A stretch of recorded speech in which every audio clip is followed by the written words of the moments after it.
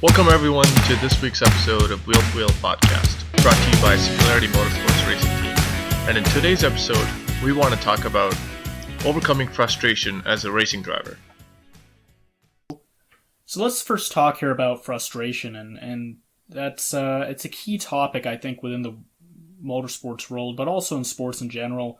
And it translates also into our daily lives in the sense, like, how do you define frustration? For me personally, frustration is when you're trying to achieve something, a goal, a target, a specific point that you're trying to reach, and you constantly get bombarded or you constantly get hurdles and obstacles that kind of come in your way, and you're just not able, you're able to climb the mountain maybe 75% of the way, and then you slip back another 50% down.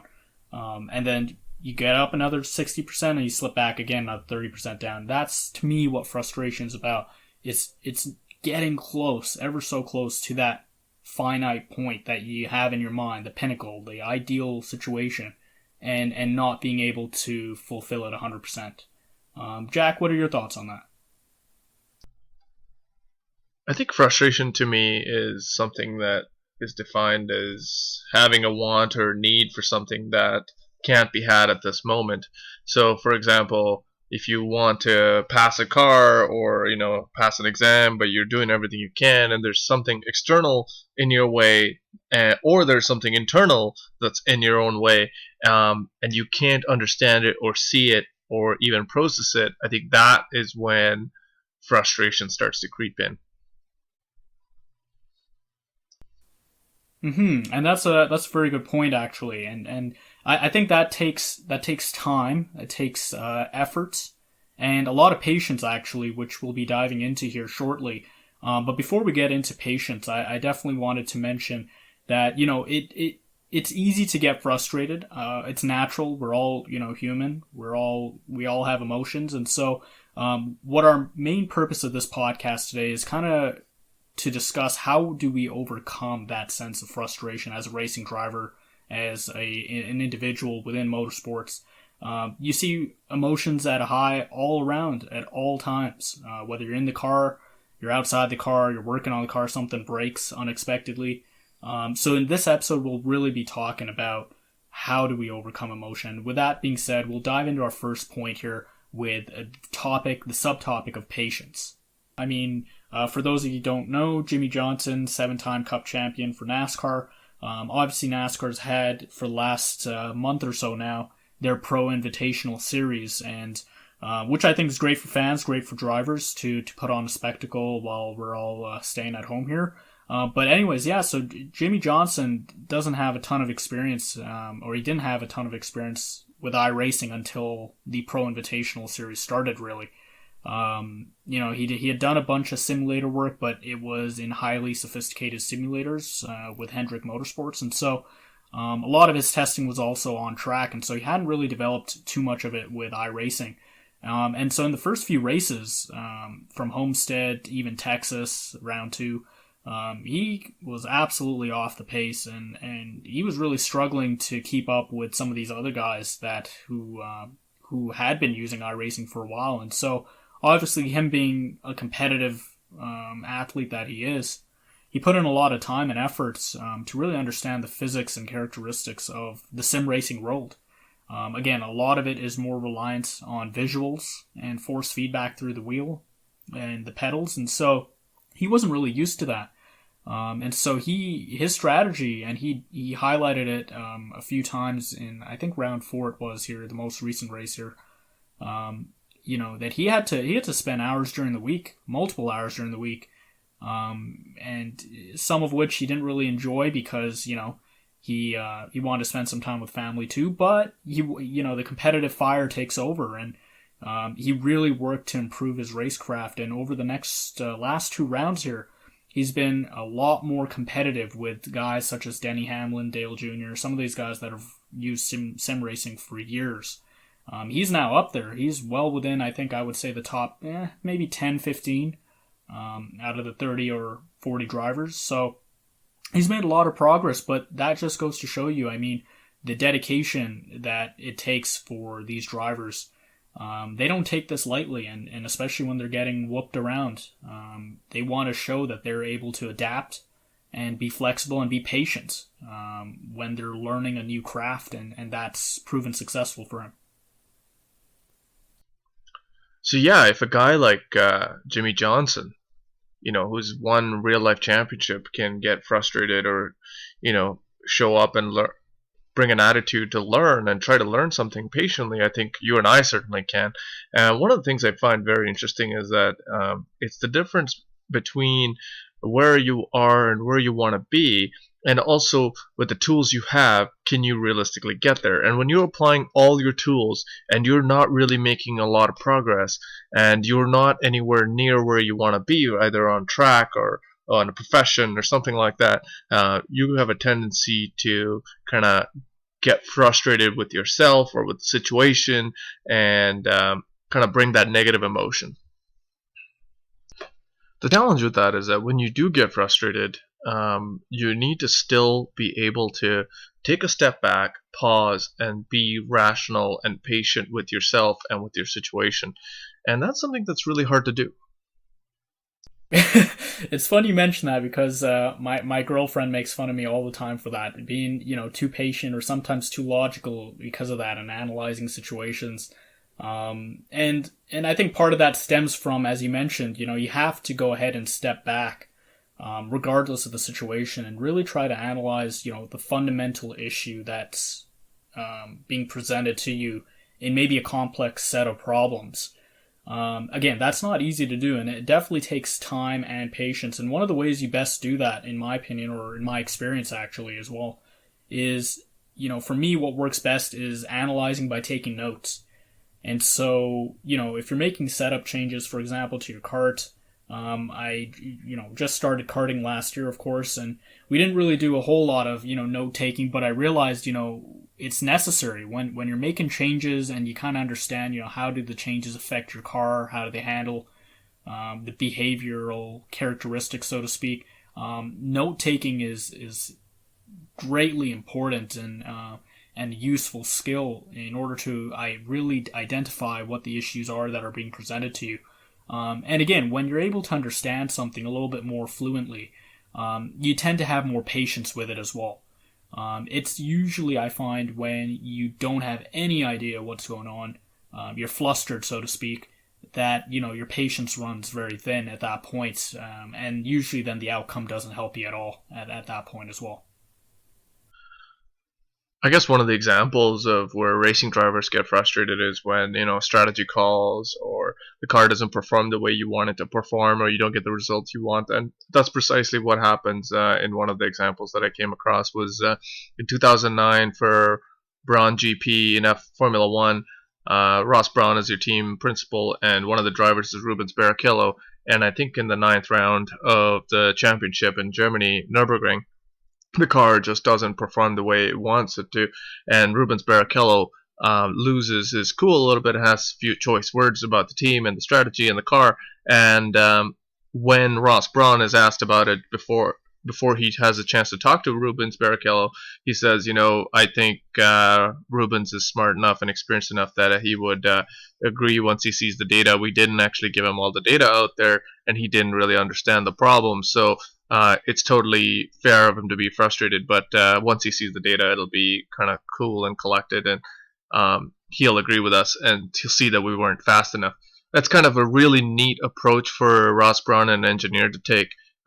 It's a lot harder to do when you are the only one out there driving for your own, small team, and you don't really have that kind of personality that's available to you to kind of manage your situation. It can be really hard, and also it's hard in a racing situation in general. You're always trying to outcompete and outperform yourself and your competition.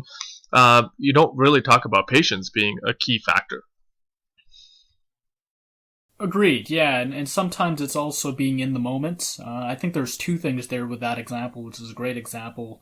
The first thing being, obviously, you're in the moment, emotions run high, and it's very hard to control sometimes the emotions that you feel in a given situation.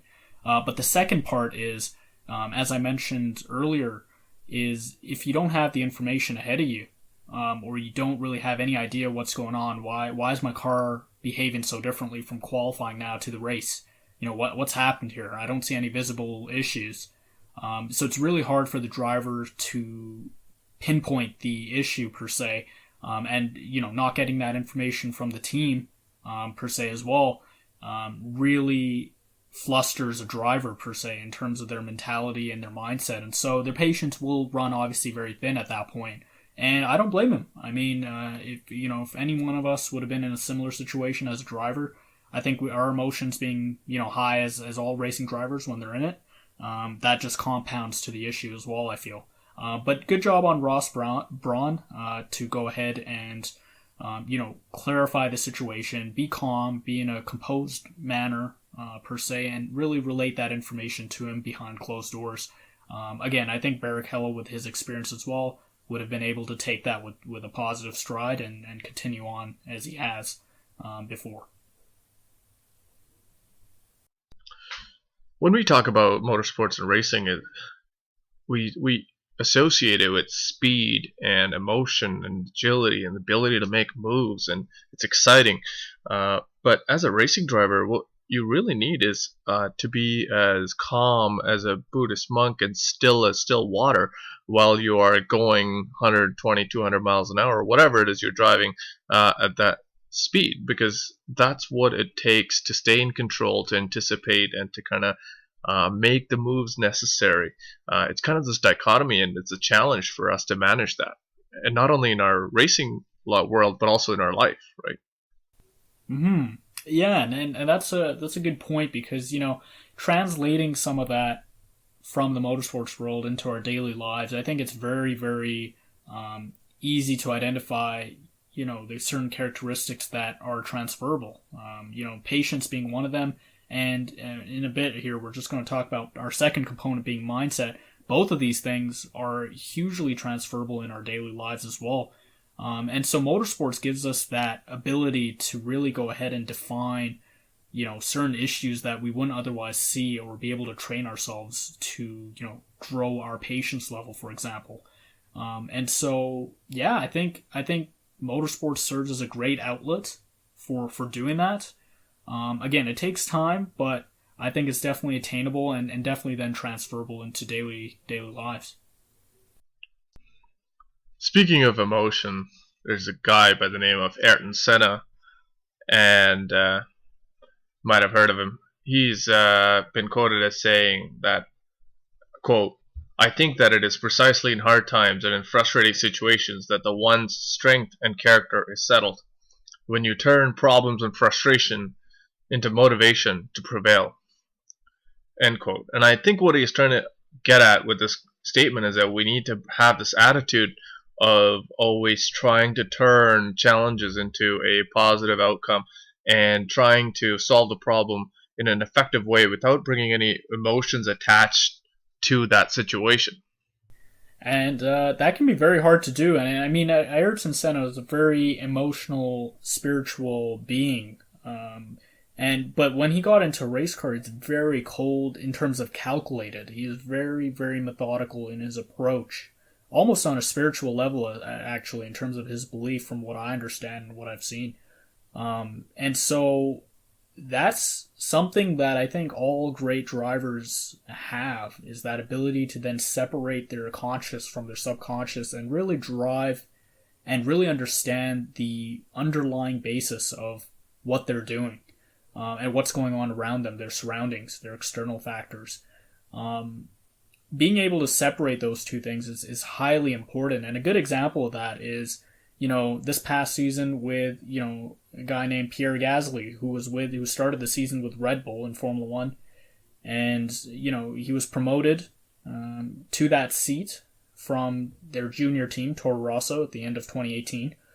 And, he was put in a position where, you're being the number 2 driver to obviously support Max Verstappen and his development. And so I think, he had definitely a rough start to the year. But as the season progressed, he just had constant bombardment from within his team, as you saw in Drive to Survive, a little bit of the behind the scenes, almost bullying, I would call it at some points, from within his team. And obviously, that does actually no good for a driver's confidence whatsoever. And, they didn't even give him a full season to grow. They just sacked him at midway through the season, basically. And he returned back to Toro Rosso. And again, I think, that's hard for a driver, but with his mindset, I think he was basically saying, I know I'm quick, I know I'm fast. I'm not in a proper environment to go ahead and showcase that. As ironic as that seems, because Red Bull is obviously a top three car.